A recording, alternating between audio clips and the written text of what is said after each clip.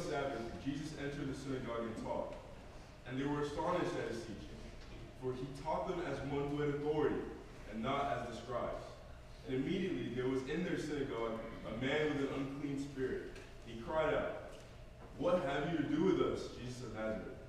Have you come to destroy us? I know who you are, the Holy One of God." But Jesus rebuked him, saying, "Be silent, and come out of him." And the unclean spirit, convulsing him and crying with a loud voice, came out of him. And they were all amazed, so that they questioned among themselves, saying, "What is this? A new teaching? With authority he commands even the unclean spirits, and they obey him." And at once his fame spread everywhere, throughout all the surrounding region of Galilee. The word of the Lord. Thanks be to God. Today's speaker is Miss Leslie.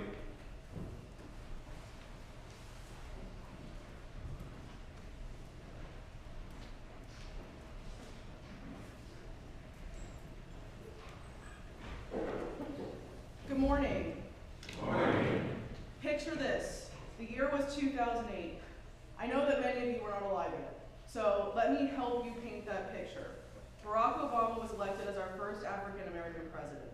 The first Twilight movie was released in theaters, and Breaking Bad debuted on TV. Apple's App Store and Hulu first launched. Perhaps just as culturally significant, this was the first year I started at St. James School as a third former. That's right. Not only have I been in your shoes as a high school student, but I've sat in many of your same pews.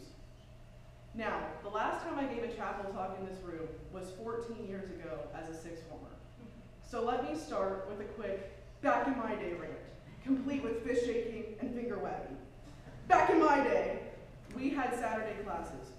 When the swine flu epidemic of 2009, or Swine '09 as we called it, closed campus for a week. Those lost days were made up over several Saturdays. So when you're frustrated that we don't have snow days, remember this.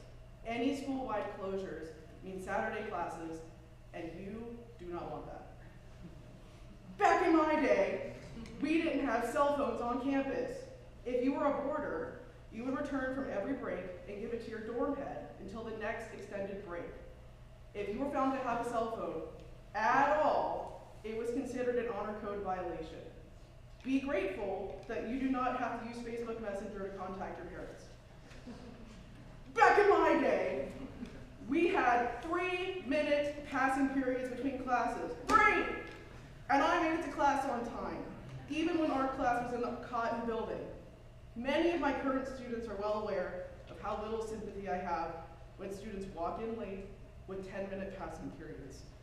10 minutes is great, but it is a luxury, so don't take it for granted. But some things haven't changed. Ms. Sherman was my Spanish teacher for a year. Mr. Camp was my history teacher for 2. Mr. McDonald was my art teacher for 3.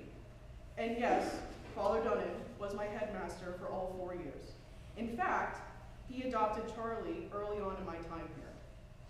So, as one of you, I have some advice. Right now, you're balancing a lot. Classes, sports, clubs, and more. What you may miss in the day-to-day life you live today is how this place will stay with you for years to come.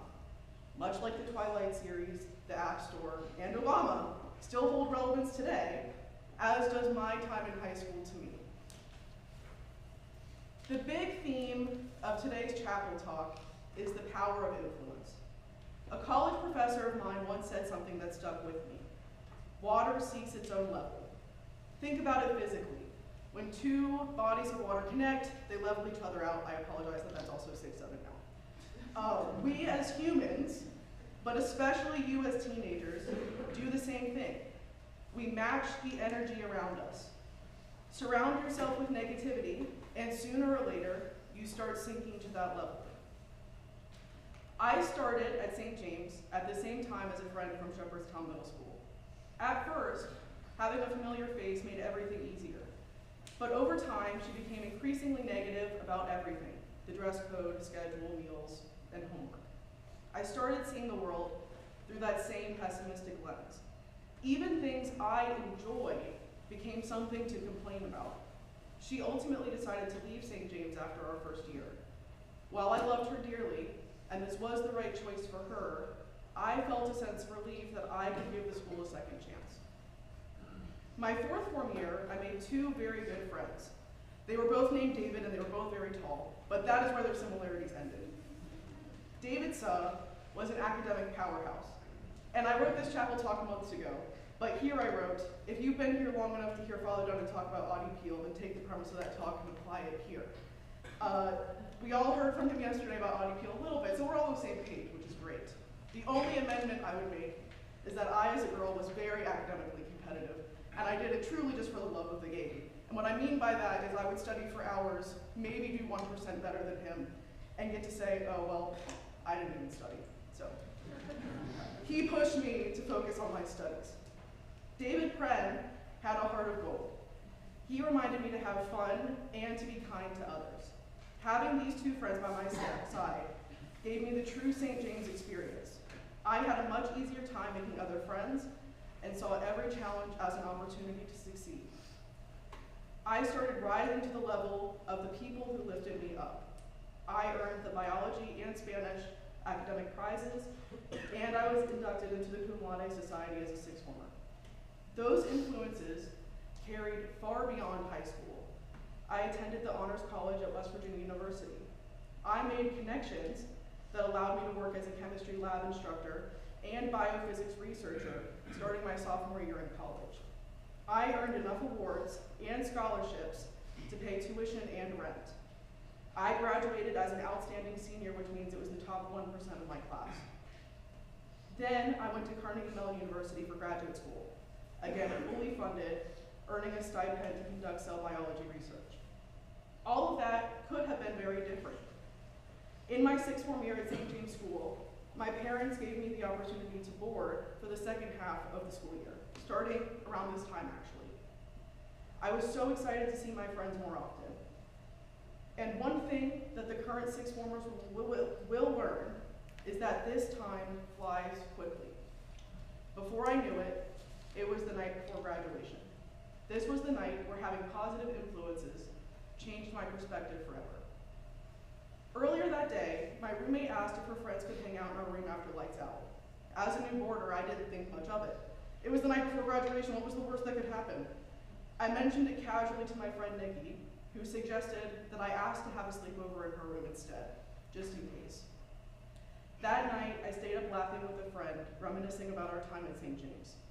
Meanwhile, unbeknownst to me, my roommate and her friends were caught drinking in our room. My roommate was expelled that night, hours before graduation. I wish I could say I immediately understood the gravity of it all. But in classic teenage fashion, I did have to make it about myself for a moment. I called my dad, breathless, throwing out words like drinking, in my room, expelled, not at graduation. Of course, as my father, and it being the morning of graduation, he thought I was talking about me. My usually very calm father responded with the loudest, "What?" I have ever heard in my life. I then realized the severity of the situation. What if my friend Nikki had not suggested I stay in her room that night? I was incredibly naive. I did not know that my roommate was going to be drinking in our room. Truthfully, I don't know how I would have reacted. Would I have gone along with it and gotten in trouble myself? Would I have turned them in and felt the weight of them not at graduation? I am very fortunate that I never have to ask myself those questions, and I owe it to having good friends who never put me in that situation. So, as current students, here is my major takeaway for you.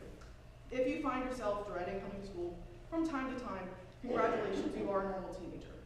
But with that being said, consider the people you spend the most time with. Are they distracting you in class, which is negatively affecting your grade? Are they making fun of other kids, preventing you from branching out and making new friends? And just as importantly, do you think about how the decisions you make will affect those closest to you? Water seeks its own level. Choose people who help you rise. Thank you.